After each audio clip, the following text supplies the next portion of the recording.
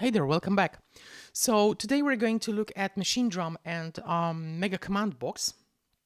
So this is the second of the, I would say, MCL series videos that I will try to prepare, and today we will be looking at the mixer. Okay, so let's go to a mixer. So you can see this is grid, and we can go to the mixer by pressing this right arrow. Or from grid, you can also, from any page, to be honest, from here or here or here, you can just press mixer a page. So that's slot or trigger number 2. And then we are in the mixer. Okay, so what can we do with the mixer? So when you play this musical material, let's say, yeah, you know what? Oh, let's make I don't know, maybe a bit more of this stuff here. What kind of instruments do we have here? Okay. Like this, maybe. Then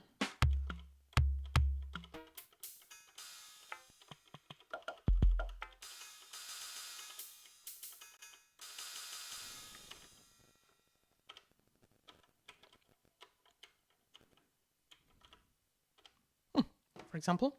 Okay, and then let's save it. Let's save the whole thing, yeah? So that's function, yes. And then, yes. Let's maybe just save the group of the machine drum tracks. So that's saved, and then let's listen to it. Oh, that's silly.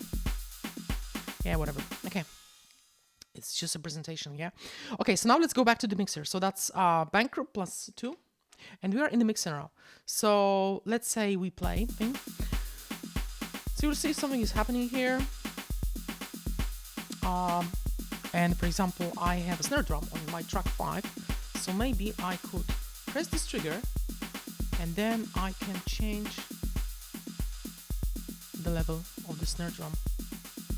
I could actually press 2 triggers and change the level at the same time. Okay.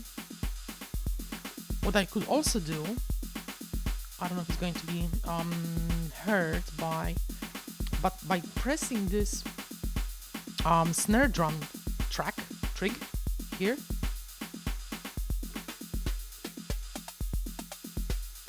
I can also change this parameter here. And now you guessed this. So if you press a couple of things here, let's say this one, and then change this parameter,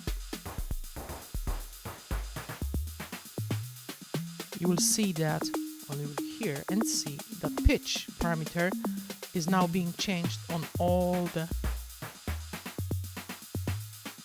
tracks. Yeah. Right. I know there is a way to reset this. Let me just consult my notes again. Yes, so it's they say in the manual that track recall is trig plus classic. So if I put this like this, and then it's reset to the original saved state. And it worked. Yeah, okay. So what else I could do? I could mute tracks. So let's say I press yes and then put like this and this. So it's muted. I could unmute things. I can mute things and then reverse the selection and then go back and then reverse again and then go back. Okay. And I think I can also solo the sound of an individual track, so which is basically done by pressing the trig and then no. And then I will unmute it and change the selection. Okay, great. But there are some couple of things that I can also do. So first of all, I never remember how it's done. Oh, right, okay. So I have access to some of the parameters of the echo effects. So page A and page B. So you've got all the parameters controlling your echo. And then I believe you've got the same with pressing no and then going into here. So the downward arrow. So that's reverb, page A for reverb and page B for reverb. Yeah. Okay, when I move the encoder, nothing happens, but I will show you later on that how you can work with the performance mode, and then this is the place where we will be twisting these knobs. But there's also one very interesting thing that I would like to show you. So you can press this arrow, and then press this arrow, this and this. So 4 arrows means that you can have 4 different settings of mutes that you can activate. So let's go with this arrow first, okay?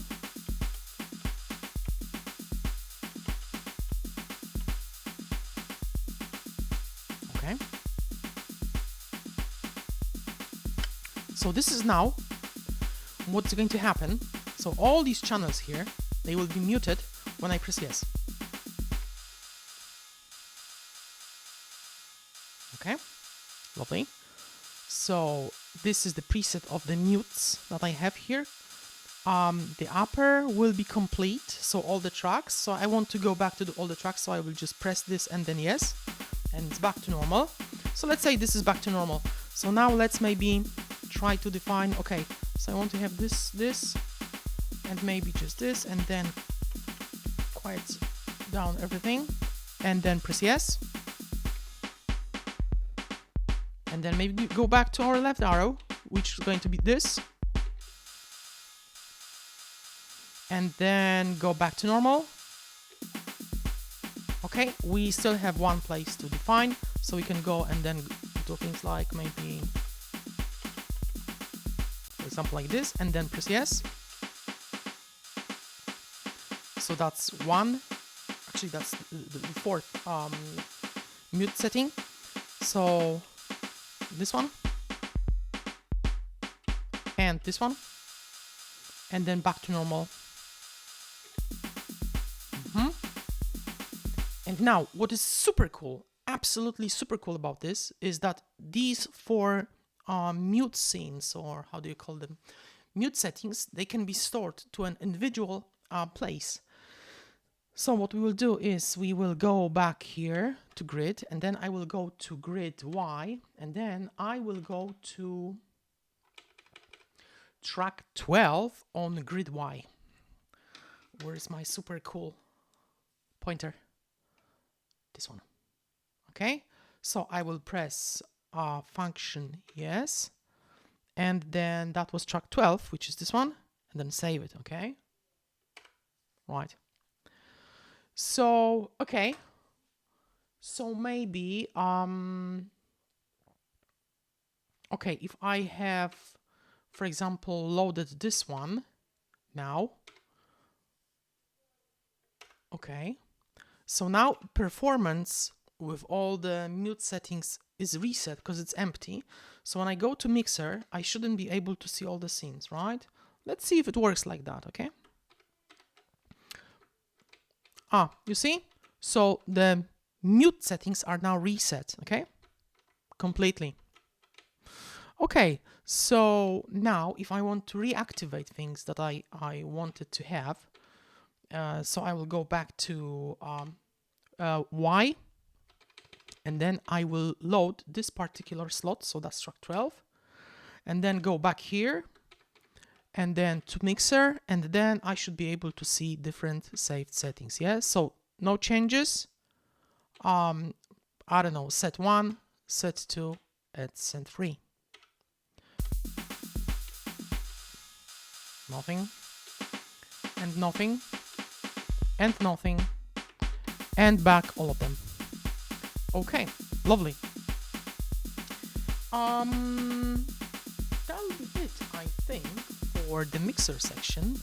If you've got any questions, please let me know via the comments. You can also ask questions. You're more than welcome to actually ask any questions. Maybe I have just missed some of the features that the mixer and the grid from the previous video that the pages actually offer. So if you want to, I don't know, ask about something specific, then maybe I will be able to explore the manual and then explain that in a separate video. The next video I'm going to present and to make is going to be super cool because it's going to be about performance mode and performance page. So stay tuned and see you next time. Thank you.